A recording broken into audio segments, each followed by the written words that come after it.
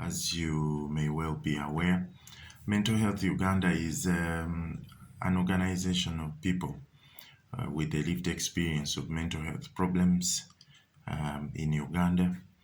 We have over 20,000 members across all regions of the country. So what we do is that we are largely an advocacy organization.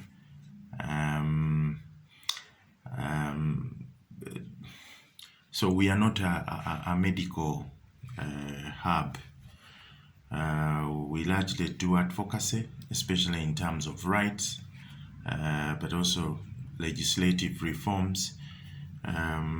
We led civil society efforts around the review process of the 1964 Mental Health Act, which gave birth to the 2019 Mental Health Act, but also continuously engage both the Ministry of Health in areas around policy reforms, but also local governments to try and put in place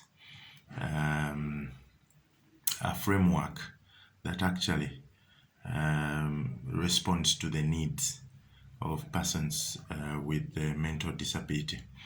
We also do quite a bit of work around psychosocial support and rehabilitation, where we have our peer support structures. We also do capacity building of membership, especially for them to get sources of income and be able to afford medication, but also meet other household needs as they do emerge. We also do quite a bit of work around awareness raising, and this is where we have been piloting our social contact model. So social contact is where a person with a lived experience of mental health problems actually starts a conversation with a person who does not have a mental health problem. So the intention is to address the stereotypes that people have about people.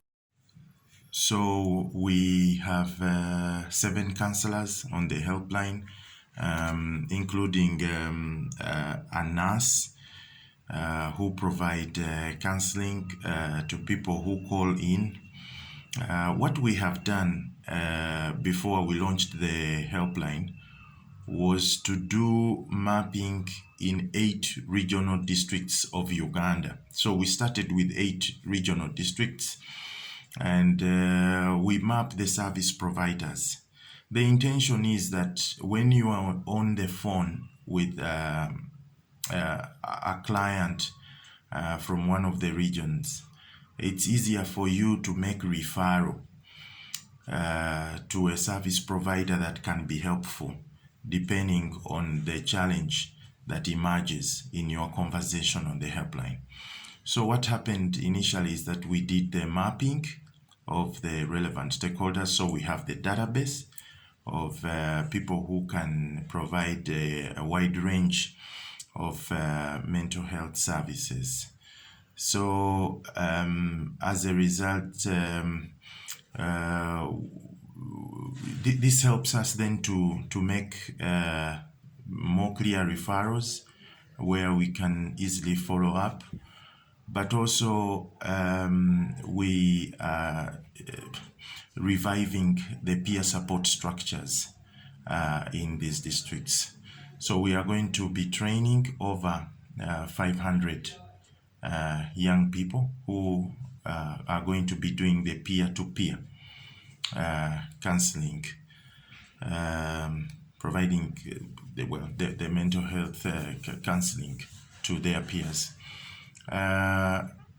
Something else that we are doing is also advocacy around mental health financing, especially in the district. So we are already engaging, because September is usually the best month to kickstart engagement, especially on the budgeting, on the national budgeting process at local government level. So we are already trying to engage districts to commit resources, especially to community based services. We also understand that there's a provision in the Mental Health Act for a focal person for mental health. So because now the